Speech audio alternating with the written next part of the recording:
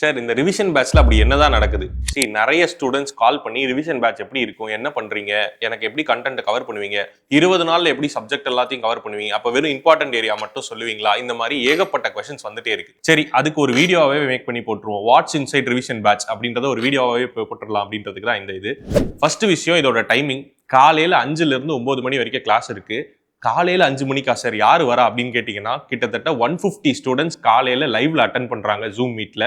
அந்த 150 ஸ்டூடெண்ட்ஸுமே அந்த ஃபுல் செஷன்ஸை முடிஞ்ச வரைக்கும் மேக்ஸிமம் அட்டன் பண்ணிடுறாங்க. பட் நிறைய பேர் இல்லை சார் ஆஃபீஸ் கிளம்பணும், இல்லை வீட்டில் எல்லாரும் பசங்களை ரெடி பண்ணணும், இந்த மாதிரி செனாரியோ இருக்குமே, எப்படி அந்த டைமை ஃபுல்லாக லைவ்ல யூட்டிலைஸ் பண்ணுறாங்கன்னா, ஃபர்ஸ்ட் ஒரு 2 hours இல்லை 3 hours அவங்களால வாட்ச் பண்ணிட முடியுது. லாஸ்ட் 1 hour என்ன பண்ணுவோம்னா, நம்ம இந்த மொத்த செஷனையுமே ரெக்கார்டடாகவும் அவங்களுக்கு கொடுத்துட்றோம் போர்ட்டலில். ஸோ அந்த டேவோட எண்டுக்குள்ளார அந்த ரெக்கார்டட் வீடியோ வர்றதுனால ரிமைனிங் பார்ட் ஏதாவது அவங்க மிஸ் பண்ண வேண்டி வந்துருச்சு அப்படின்னா அதையும் அன்னைக்கே பார்த்து முடிச்சிடுறாங்க. ஸோ இந்த மாதிரி தான் கிளாஸோட டைமிங்கும் அண்ட் இந்த ரெக்கார்டிங் எப்படி அவங்க யூட்டிலைஸ் பண்றாங்கன்றதும், இந்த ரெக்கார்டிங்கோட வேலிடிட்டி 1 month வரைக்கும் அவங்க கிட்ட இருக்கு.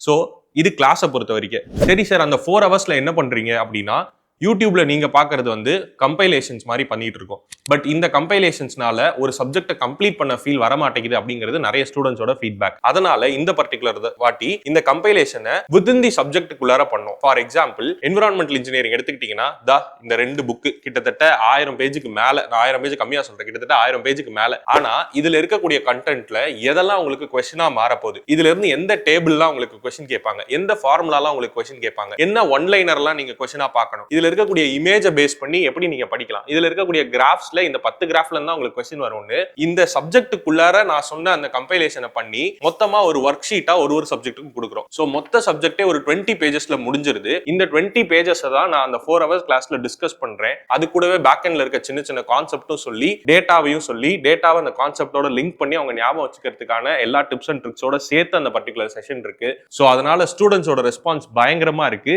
ஏன்னா ஒரு சப்ஜெக்டை இந்த ஒரு பெர்ஸ்பெக்டிவ்ல நான் இது வரைக்கும் பார்த்ததே இல்லை. நான் ஒரு சப்ஜெக்டை ரிவைஸ் பண்றேன்னா 3 நாள் 4 நாள் எடுத்துப்பேன். அவங்க சொல்றதை கேட்கிறப்ப ஓகே, நம்ம போடுற இந்த எஃபர்ட்ஸ் எல்லாமே அவங்கள போய் கரெக்டா ரீச் ஆகுது அப்படிங்கறத என்னால புரிஞ்சுக்க முடியுது. சோ இதே மாதிரி ஒரு சப்ஜெக்டை நம்மளால இப்படி ஷார்ட் டைம்ல கவர் பண்ண முடியும் அப்படிங்கிற அப்ரோச்சை நீங்களும் எக்ஸ்பீரியன்ஸ் பண்ணணும்னா இல்ல இந்த தடவை எக்ஸாம் கிளியர் பண்ணணும்னா இதை விட பெஸ்ட் சாய்ஸ் வேற எதுவுமே கிடையாது. பிகாஸ் இதை நம்ம தனியா உட்கார்ந்து பண்றதுக்கான டைம் இப்போ இல்ல.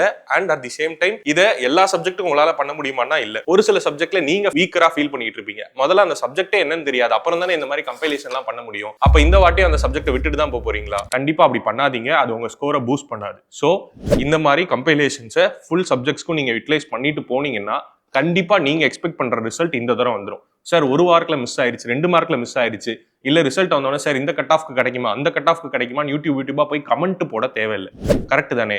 சோ இந்த தடவை இதை கொஞ்சம் சீரியஸ் நோட்ல எடுத்துட்டு, இதை விட பெஸ்ட் சொல்யூஷன் இந்த எக்ஸாமை கிளியர் பண்றதுக்கு வேற எதுவும் இல்லை அப்படிங்கிற ஒரு ரியலைசேஷனுக்கு நீங்க வந்தீங்கன்னா மட்டும்தான் இந்த எக்ஸாம் உங்க கைக்கு வரும். இப்போ இந்த ரிவிஷன் பேட்ச் ஸ்டார்ட் ஆகி ஒரு 3-4 கிளாஸஸ் போயிருக்கும். இப்போ நீங்க இதுல ஜாயின் பண்ணீங்கன்னா கூட இந்த 3-4 கிளாஸோட ரெக்கார்டிங்ஸ் உங்களுக்கு வந்துடும். பிளஸ் அதுக்கப்புறம் நீங்க லைவ்ல அட்டன் பண்ணிட்டே இருக்கலாம். 4 ஹவர்ஸ்க்கு மேல ஒரு டேல உங்களை நாங்க எங்கேஜ் பண்றதே இல்லை. அதனால ரிமைனிங் டைம் உங்களோட பேஸ் படி நீங்க எப்படி படிக்கணும்னு நினைக்கிறீங்களோ படிக்கலாம் தாராளமா. இந்த மெசேஜை நான் இப்ப சொல்லாம போயிட்டேன்னா, ஏன் சார் எனக்கு முன்னாடியே இதை சொல்லலை, நான் இதை யூட்டிலைஸ் பண்ணிருப்பேன்னு அப்புறம் வந்து நீங்க கேட்கக்கூடாது. அதனாலதான் ரொம்ப ஸ்ட்ராங்கா சொல்றேன். This is the only solution you have at this moment. அதனால கண்டிப்பா அதை யூட்டிலைஸ் பண்ணிக்கோங்க. செகண்ட் பேட்ச்ல எப்படி ஜாயின் பண்ணணும் அப்படிங்கறது தெரிஞ்சுக்கணும்னா டிஸ்ப்ளே ஆகிற 9751200200 நம்பருக்கு வாட்ஸ்அப் பண்ணுங்க. our team will reach you. ஆட்டோமேட்டிக்கா நீங்க எப்படி பேட்ச்ல ஜாயின் பண்ணலாம்ன்ற டீடைல் எல்லாமே சொல்லுவாங்க. Thank you.